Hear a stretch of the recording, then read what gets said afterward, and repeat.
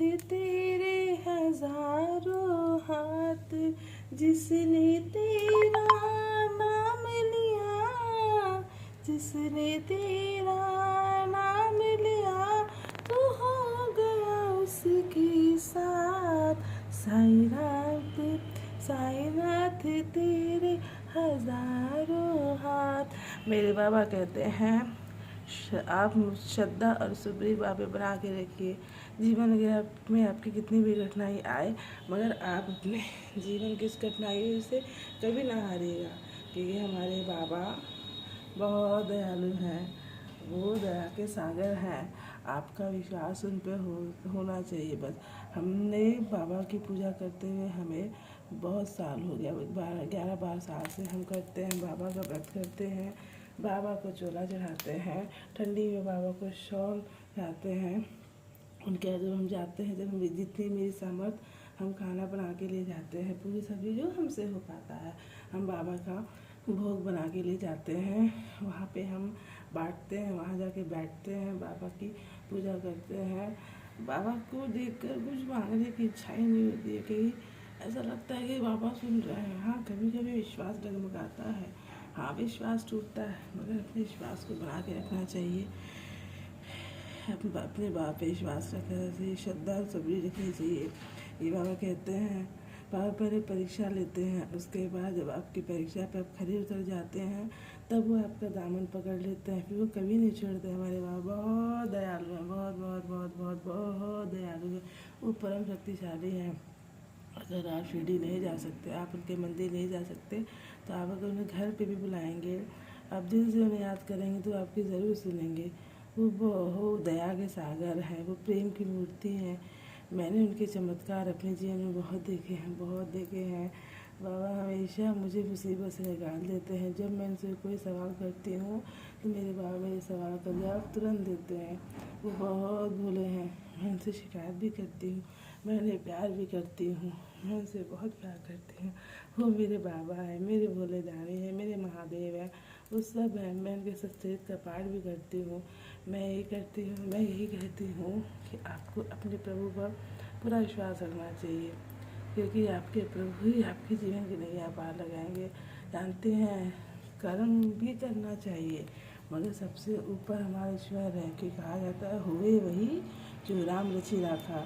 आप कितना भी अपना दिमाग लगा लीजिए, कितना भी अपने उसको प्लानिंग कर लीजिए, मगर होता वही है जो हमारे ईश्वर चाहते हैं। इसलिए मैं कहती हूँ कि आप कोई भी काम करिए, अपने भगवान को समर्पित करके करिए। आप कुछ खा रहे हैं तो अपने ईश्वर को समर्पित करके खाइए। आप जो भी कर रहे हैं उसको कहिए, प्रभु आज से हम आपके और आप हमारे। बागेश्वर धाम के महाराज जी यही ना बोलते हैं कि प्रभु हम आज से हम आपके और हमारे। जानते हैं, अपना सब कुछ अपने प्रभु को समर्पित कर दीजिए, फिर देखिए आपका जीवन बदलता कैसे नहीं है। आपका जीवन ज़रूर बदलेगा, आपके जीवन में चमत्कार ज़रूर होंगे, चमत्कार होने ही होने हैं। आप वैसे भी 8 तारीख को बाबा का महाशिवरात्रि आ रहा है, उस दिन हमारे बाबा की शादी होती है। उस दिन बाबा का बहुत बड़ा त्योहार, उस दिन आपको व्रत ज़रूर रहना चाहिए हमारे भोलेनाथ का। जानते हैं, हमारे भोलेनाथ तो 1 लोटा जल से ही खुश हो जाते हैं, और उस दिन तो माँ पार्वती महादेव का दिन है। तो तैयारी करिए, हमारे बाबा की शिवरात्रि आ रही है। सब एक, आप सोचते होंगे कभी ईसाई माँ की बात करती, कभी शिव जी का बात करती, कभी हनुमान जी का, कभी राम जी का, कभी कान्हा का।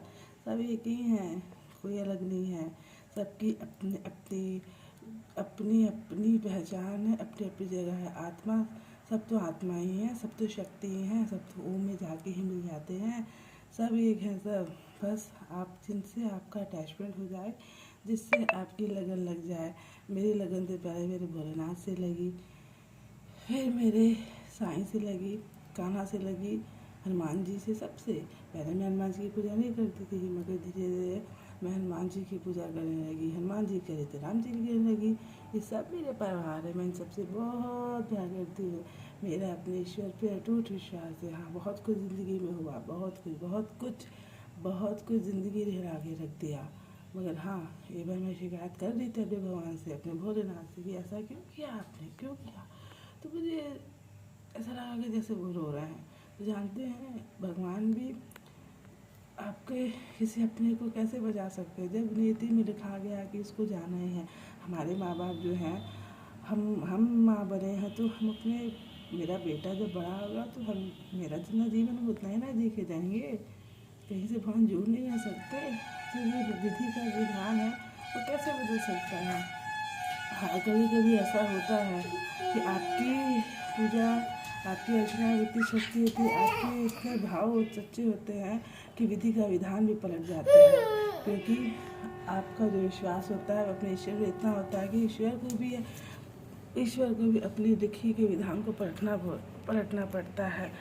तो मैं बस इतना कहना चाहती हूँ कि अपने प्रभु, अपने परमात्मा विश्वास रखिए, क्योंकि आपके ईश्वर हैं, वो हमेशा हैं और वो आपकी हमेशा सुनते हैं। तो आज के लिए बस इतना ही। ओम साई राम, जय साई राम।